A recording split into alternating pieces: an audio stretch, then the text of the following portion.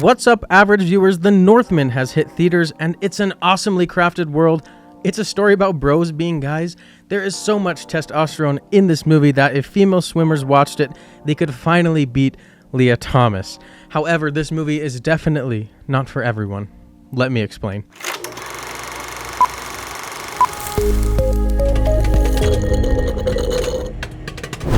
Before we jump into the review, you guys, we are going to talk about who was involved in making this movie, followed by a brief content warning.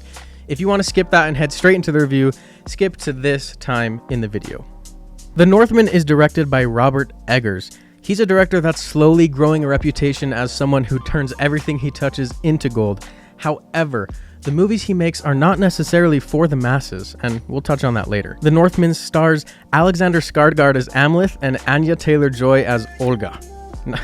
Not Russian Olga, a Viking Olga. And there's a few surprise roles I didn't know about, mainly Ethan Hawke and Willem Dafoe basically playing himself. The Northman is filled with action, yes, but it is not an action movie. Instead, it is a slow-burning revenge flick about Amleth as he follows his destiny in killing his uncle, who took the life of his father for the throne.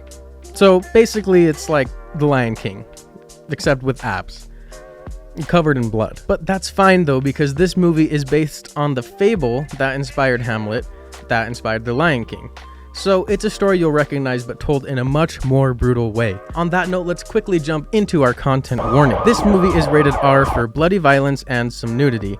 I can stand as a witness for that. This movie is extremely bloody. I mean, step aside Skarsgård, blood is the star of this show. When noses aren't being sliced, or throats aren't being bitten into, or bowels being disemboweled, then at least blood is being ritually sprinkled on people, or they're just covered in blood. Nudity doesn't play a huge role, but when it does, it's not really sensual. It's just a part of building that 10th century world, if that makes sense. There are some frightening and intense scenes. The way they worship the gods can be frightening.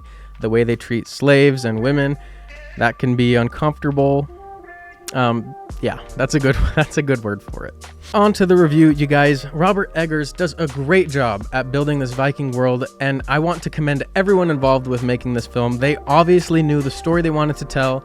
You can see their passion and their craftsmanship, and they told the story well. Our performances are gripping, the cinematography is beautiful, editing is great. In terms of filmmaking, this movie is spot on, but not everyone is going to connect with the story and enjoy the movie, and that's the risk you run when you're making art and not making Hollywood blockbusters.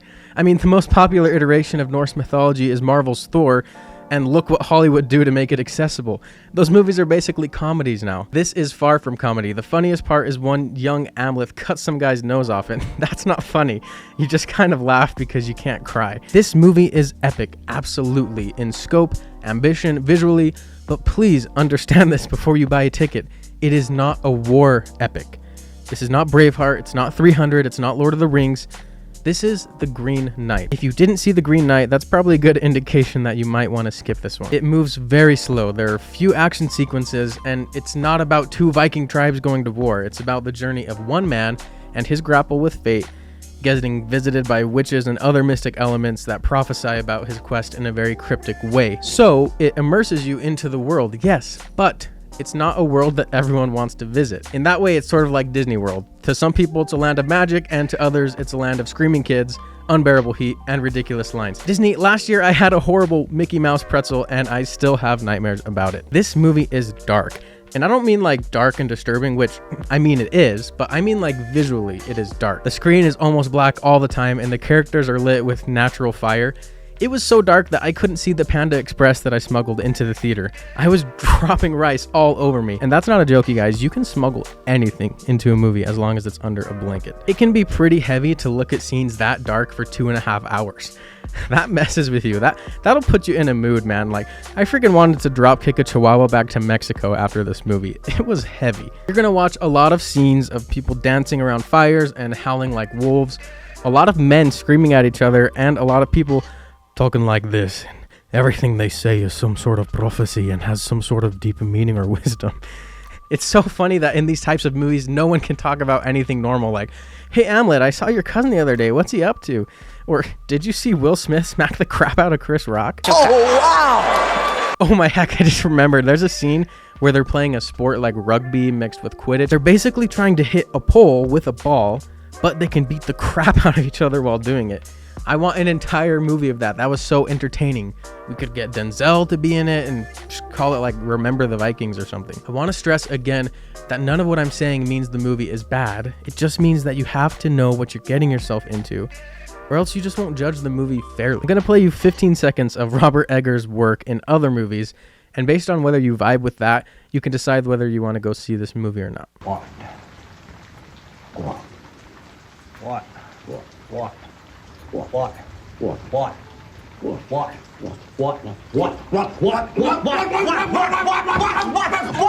That's what I mean!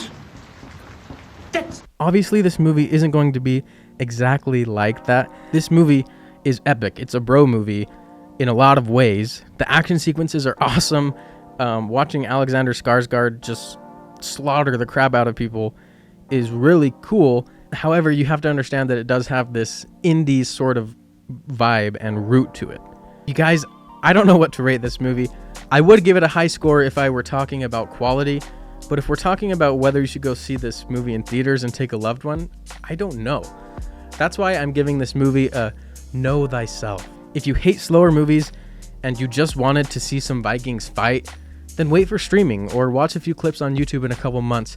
There's an awesome volcano fight scene that gives Revenge of the Sith a run for its money. If you're good with the movie taking 90 minutes before you're fully on board with where the story's going, then you'll love this movie. Alright, you guys, let me know what you think in the comments down below. Did you see The Northman? Do you agree with me, or do you hate my stupid face and my opinions?